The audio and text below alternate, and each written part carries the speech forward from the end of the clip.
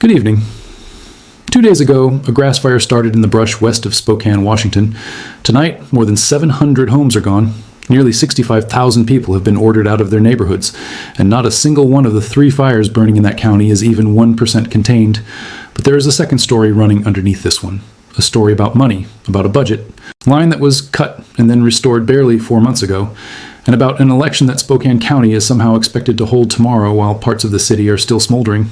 Let's walk through all of it. First, the fire itself. It began Saturday, August 1st, around midday, in dry grass and brush just west of Spokane, Washington's second largest city.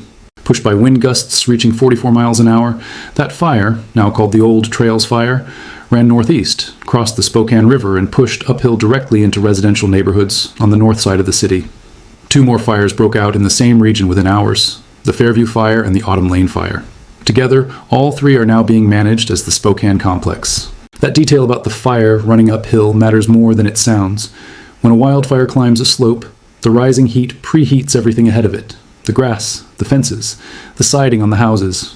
By the time flames physically arrive, the fuel is already primed to catch. That is part of why the Indian Trail and 5 Mile Prairie neighborhoods were hit as hard and as fast as they were.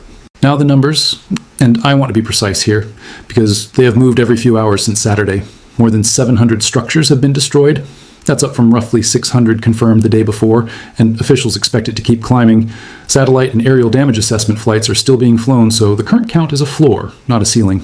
Nearly 65,000 people have been evacuated. The 3 fires have burned more than 8,000 acres. Containment stands at 0%. 0% containment does not mean crews have accomplished nothing. It means no controlled perimeter has been established around any of the 3 fires. Their entire effort right now is what incident commanders call point protection. Once putting engines and crews directly in front of individual houses and trying to save them one at a time. Dave Up the Grove, Washington's Commissioner of Public Lands, said more than 10,000 structures are still considered at risk, and that the number actually threatened runs into the tens of thousands. And here's the fact that everyone involved keeps returning to, as of tonight, there are no confirmed deaths and no major injuries. 65,000 people moved out of the path of a fast-moving fire, and nobody has died. Tom Clem, the incident commander with California Interagency Incident Management Team 7, called it a Herculean effort and phenomenal. The Spokane County Sheriff John Nowles said his office flagged about 290 separate 911 calls as people who might need to be physically checked on. Nearly all have been accounted for. 14 remain unreachable, and Nowles was careful with his language. Those 14 are not classified as missing. They're people deputies haven't been able to confirm are safe, largely because of poor cell coverage in the burn area. Anyone who cannot reach a loved one in the fire zone is being asked to file a report with Spokane's crime check line. The scale of what's left behind is hard to convey.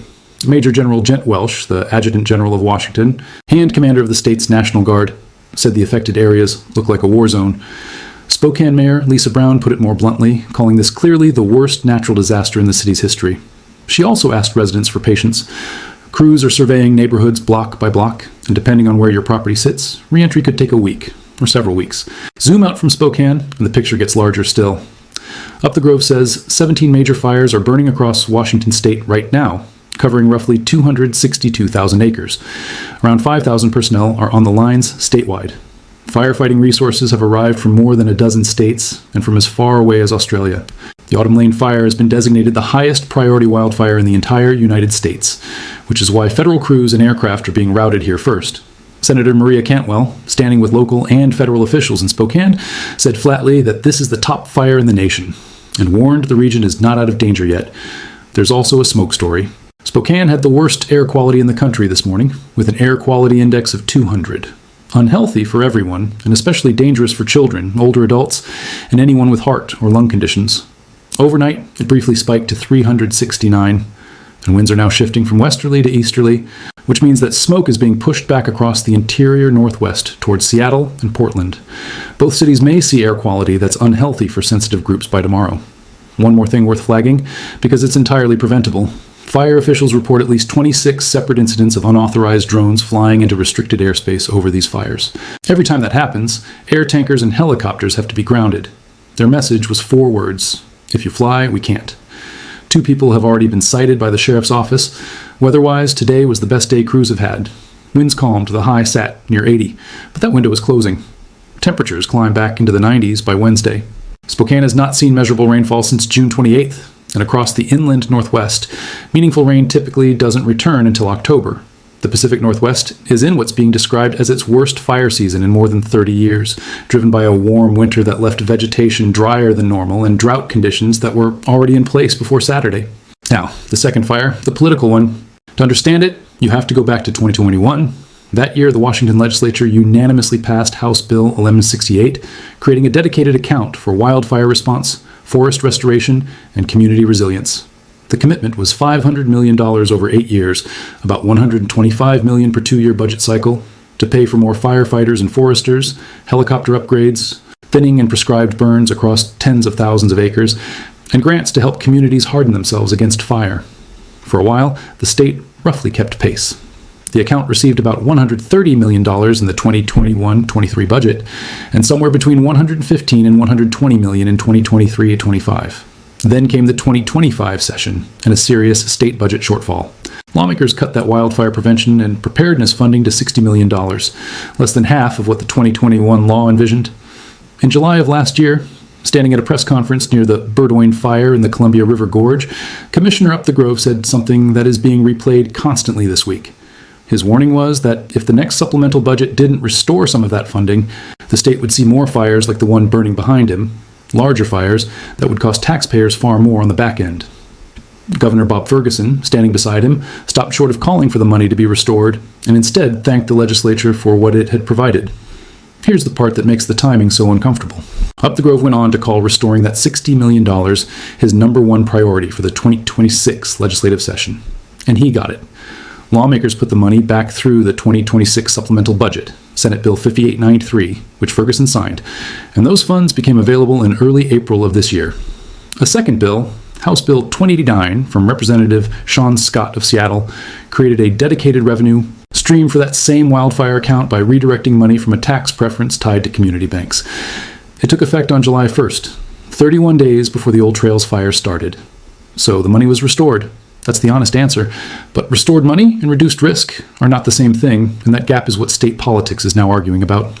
Forest thinning, prescribed burns, and fuel reduction projects take years to plan and execute, and their benefits show up seasons later, not weeks later.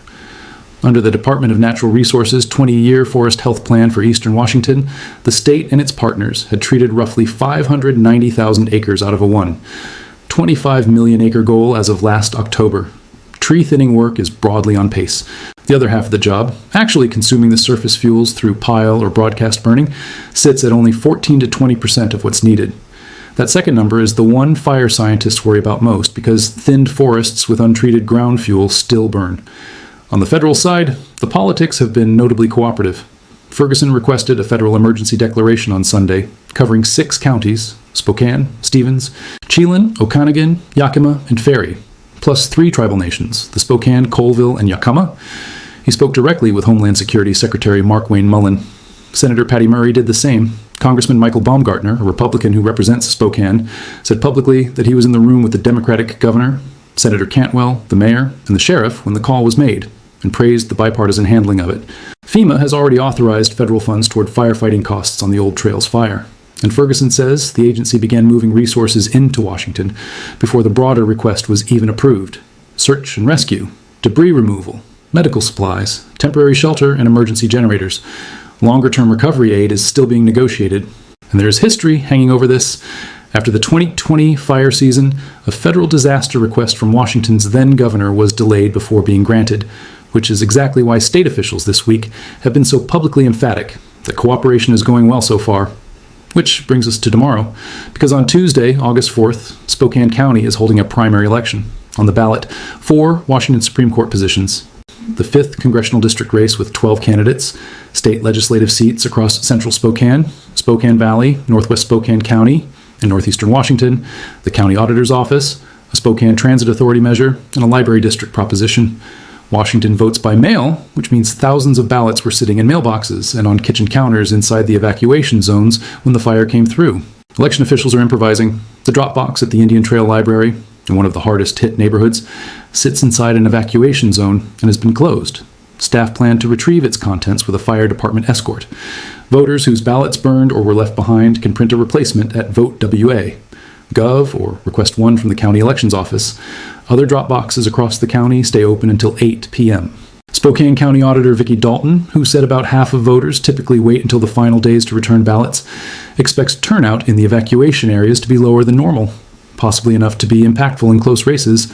So, a fire that has taken more than 700 homes, an air quality crisis stretching to Seattle, on a funding fight whose resolution arrived weeks before the flames did, and an election being conducted around closed drop boxes and burned mailboxes. To summarize where we stand tonight, 3 fires known as the Spokane Complex have destroyed more than 700 structures, displaced nearly 65,000 people, burned over 8,000 acres, and remain at 0% containment.